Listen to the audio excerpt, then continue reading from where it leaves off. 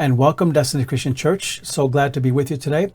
And I'd like to begin by just welcoming you and hoping you're having a great day.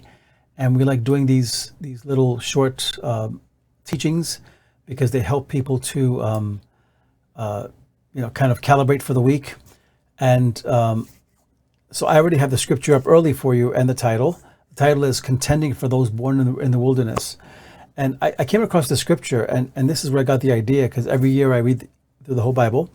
And Joshua 5:5 says, although all the people who came out had been circumcised, yet all the people born on the journey, and this is the children of Israel in the desert, when they went over 40 years in the desert, through the wilderness after they had come out of Egypt, had not been circumcised.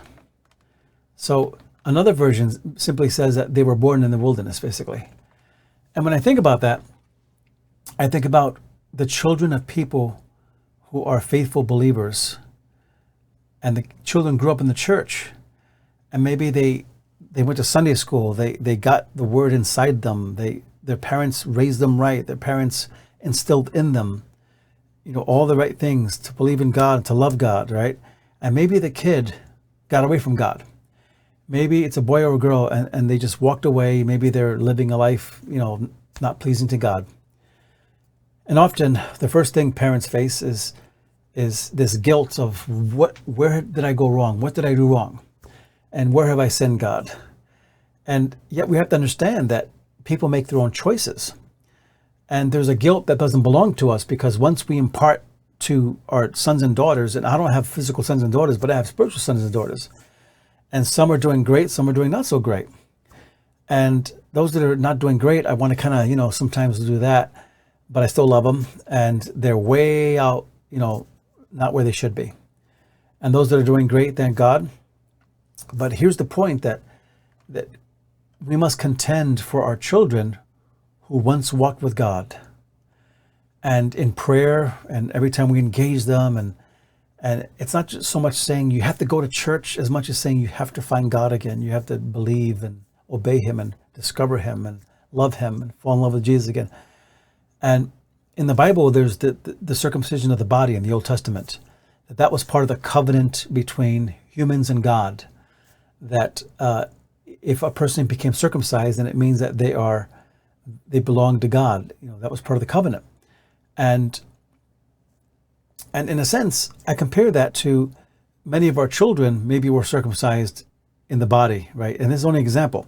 In other words, they attended church, they went when they were told, and they did all the right things in church. They did the religious thing.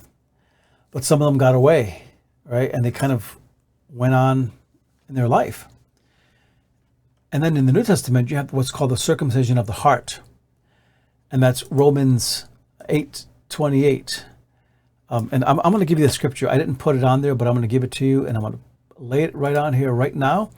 I'm actually putting this in my software that I use to give it to you.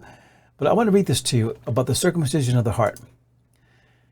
It says, for a person is not a Jew who is one outwardly, right? That's church attendance, going to synagogue and doing all the religious things, nor is true circumcision something external and physical. Rather, a person is a Jew who is one inwardly, and real circumcision is a matter of the heart. It is spiritual and not literal.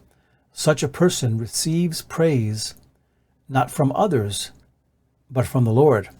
And so I hope you catch what this is saying here, that we need to contend for our children in this sense, that maybe they were circumcised, in the old-fashioned way of church attendance, and they grew up in the church and they did all these things. But maybe they need a circumcision of the heart to rediscover Jesus again. And the teaching never leaves them. The seed never leaves them. But we have to pray that God fans that seed, and that he awakens it and makes it mature.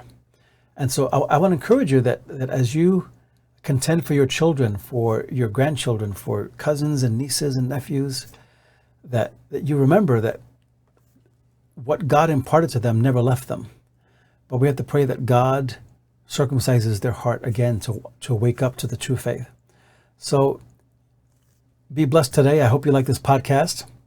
And make sure you check out Lori's podcast. It's wonderful, and she does a great job.